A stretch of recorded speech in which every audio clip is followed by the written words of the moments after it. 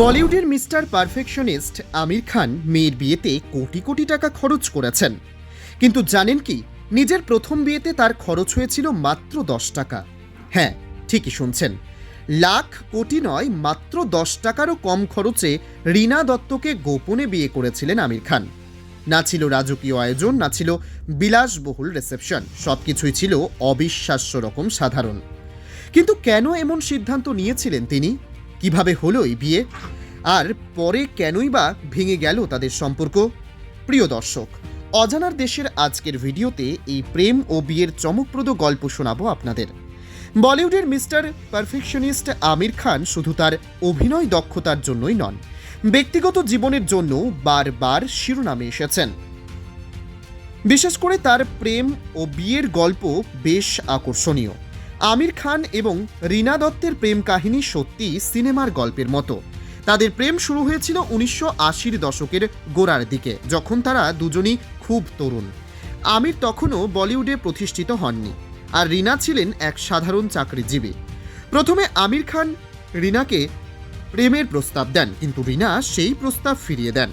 তবে পরবর্তী সময়ে তাদের মধ্যে ঘনিষ্ঠতা বাড়তে থাকে এবং একসময় তারা নিজেদের সম্পর্ককে পরিণতি দেওয়ার সিদ্ধান্ত নেন। তবে এই সিদ্ধান্ত তাদের পরিবারের কাছে সহজভাবে গ্রহণযোগ্য হয়নি, কারণ রীনা দত্ত ছিলেন অন্য ধর্মের, আর আমিরের পরিবার আন্তঃধর্মীয় বিয়ের পক্ষে ছিল না। পরিবারের বাধা অগ্রাহ্য করেই দুজনে গোপনে বিয়ে করার সিদ্ধান্ত নেন।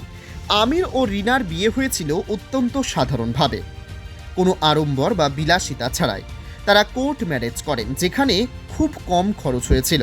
এক সাক্ষাৎকারে আমির খান নিজেই জানান, তাদের বিয়েতে মাত্র 10 টাকারও কম খরচ হয়েছিল।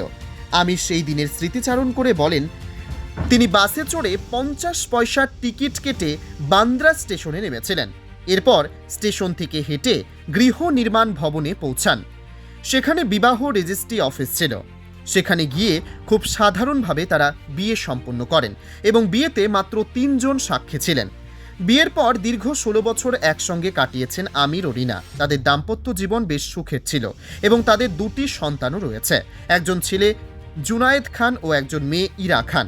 তবে সময়ের সঙ্গে সম্পর্কের সমীকরণ বদলাতে শুরু করে। অবশেষে 2002 সালে তারা বিবাহ বিচ্ছেদের সিদ্ধান্ত নেন। বিচ্ছেদের পরেও তারা একে অপরের প্রতি শ্রদ্ধাশীল থেকেছেন এবং সন্তানদের দায়িত্ব দুজনেই পালন করেছেন।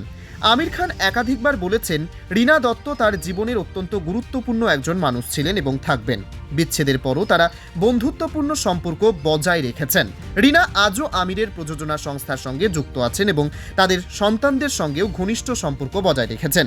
যে মানুষ মাত্র 10 টাকারও কম খরচে নিজের প্রথম বিয়ে করেছিলেন, তার মেয়ের বিয়ে কিন্তু সম্পূর্ণ উল্টো ধাঁচের হয়েছে। আমির খানের মেয়ে ইরা খান বিয়ে করেছেন বেশ জাঁকজমকের সঙ্গে, যা একদম রাজকীয় ছিল। ডেস্টিনেশন ওয়েডিং থেকে শুরু করে জমকালো রিসেপশন সবই ছিল এই বিয়ের অংশ। ইরার বিয়ের প্রতিটি আয়োজনই ছিল বিশাল, যা আমির ও রীনার সাদামাটা বিয়ের সঙ্গে সম্পূর্ণ বিপরীত।